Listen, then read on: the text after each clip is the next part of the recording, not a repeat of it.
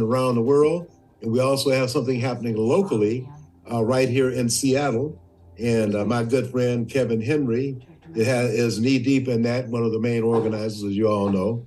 It's the Seattle Association of Black Journalists. They will be having an event, and I want to welcome Kevin Henry on to the program. Thank you for having me. Kevin, I want you to let people know how cool you are and a little bit about your background, because you used to be on the same radio station for a while. That's right, KKNW 1150. Yeah, well, I guess for 20 years I was in Bellevue running the Diversity, Equity, and Inclusion program. And that's when I think we interacted quite a bit during that 20-year period. And we put on a lot of cultural events, a lot of workshops, a lot of webinars, a lot, anything that we could think of really to just kind of educate the general public about diversity issues, whether it be in business, whether it be socially, whether it be what's going on in your neighborhood. We just felt like the more knowledge that people have, the better able they are to really interact with people and appreciate people from different backgrounds. And then I also have a freelance journalism career, which is still going, thankfully, writing for magazines and appearing on radio shows from time to time. And that's great. Now, you also spent a little time in Hawaii too, right? Yeah, my wife and I were in Hawaii for 5 years. The rain and the cold finally got to us, and we enjoyed our stay there, but then we started missing the grandkids and missing friends and family and work. And so we were just kind of sitting on an island driving around in a circle. So we decided to come back in 2020.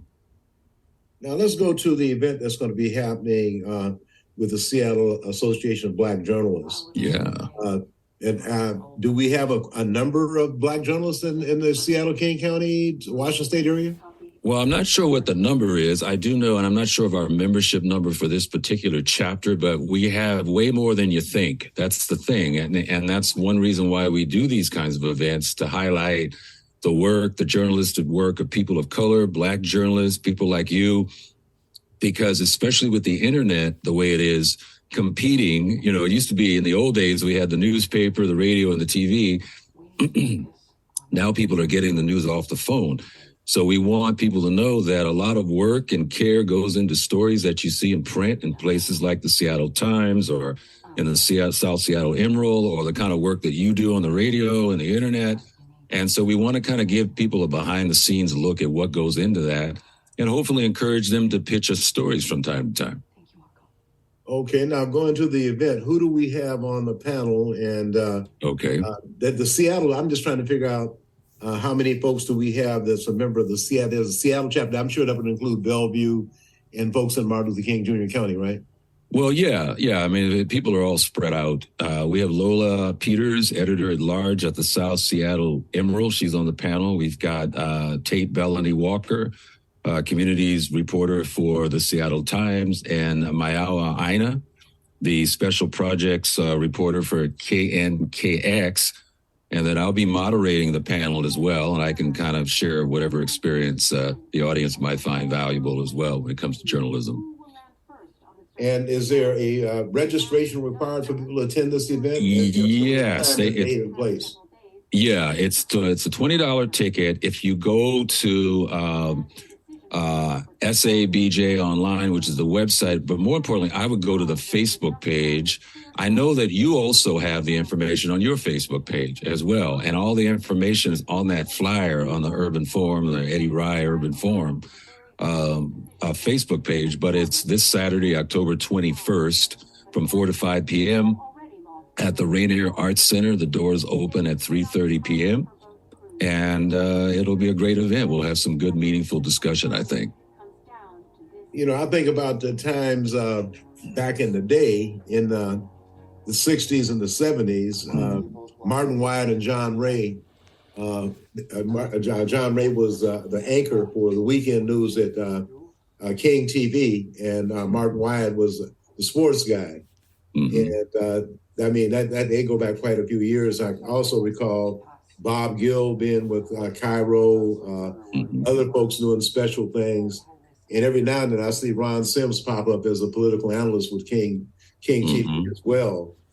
So we know that there's been, Don Phelps, the late Don Phelps, he was also a political commentator on several of the stations. As a matter of fact, in 1969 through 72, I hosted a Model Cities, was really a Model Cities program. It was KOMO TV. It was called Action Inner City. And it was coordinated by Nate Long and Oscar Productions. And people were being trained how to do stuff on the floor, like camera guys. Matter of fact, Richard Departie is in the program. He ended up retiring. And Lee Carter, a lot of folks went through there. So that's a good thing to have that kind of program. But it went out by the wayside. But the thing about it is we were able to come up with quite a few folks that are representative on the tube. So tell us a little bit about the organization itself, and also a little bit about each one of the people you have on the panel. Well, these are all members of the organization. I know that Lola E. Peters, for instance, has quite a history as a veteran reporter. I think she worked for the Times for a while, but the South Seattle Emerald is I won't even call it an up-and-coming publication. It's really a force. It's really a publication that really goes into depth about events that affect communities of color, and especially in the region or in the area of, Central District, South Seattle, Burien, Des Moines, places like that. A lot of times, we're in a society where people, they have short attention spans. They get these little blurbs on their phone, and that doesn't begin to even tell a story. So a publication like the South Seattle Emerald, where Lola works, can really give you a lot of context and a lot of depth as well. And then you've got Chad Bellany Walker, the Seattle Times communities reporter. So important to find out what's happening in communities, because you turn on the news, especially national news, and I'm not blaming them, but you hear the same 4 stories over and over again for 24 hours, and you're missing so much. So those types of community reporting is so important. And then Mayawa Aina at KNKX is doing a great job, and again, focusing on specific things that can really enlighten people. And I wanted to point out that one of the issues that we're really trying to change is the fact that I believe it's only about 7% of America's newsrooms have African Americans in the newsroom. So you have a lot of times our stories are being reported not by Black people. So there's always that chance that it's not going to get reported without a certain amount of bias or ignorance or just not knowing the context, of our culture. So it's really important we raise money, and this is where this money is going to have scholarships for young journalists who of color and specifically Black people who want to pursue careers in journalism. Very important. I certainly hope that my adopted niece, Chardonnay Beaver, whose grandfather started the Fax newspaper, and Chris V. Bennett over at the publisher and editor at the Seattle Medium does a fantastic job. So Kevin, once again, give them the time, place, and location. Yeah, thanks. We'll see you a little later after the next segment. Yeah, I'll be back, and I'll just kind of hang out in the Zoom lounge. It's this Saturday, October 21st, at the Rainier Arts Center from 4 to 5 p.m. The doors open at 3:30. You can look at the flyer either on the Seattle Association of Black Journalists Facebook page or the flyer on your Facebook page as well. You can get tickets ahead of time and register, or you can just come with your phone at the event and actually do it like that by using, what do you call that little code that you use with the phone? You get it's the way you get them. I never could think of what I'm talking about when you go to a restaurant. I can't think of it. You go to the restaurant and it says, here's the menu, and you use your phone kind of thing. Yeah. It's the same situation. Okay.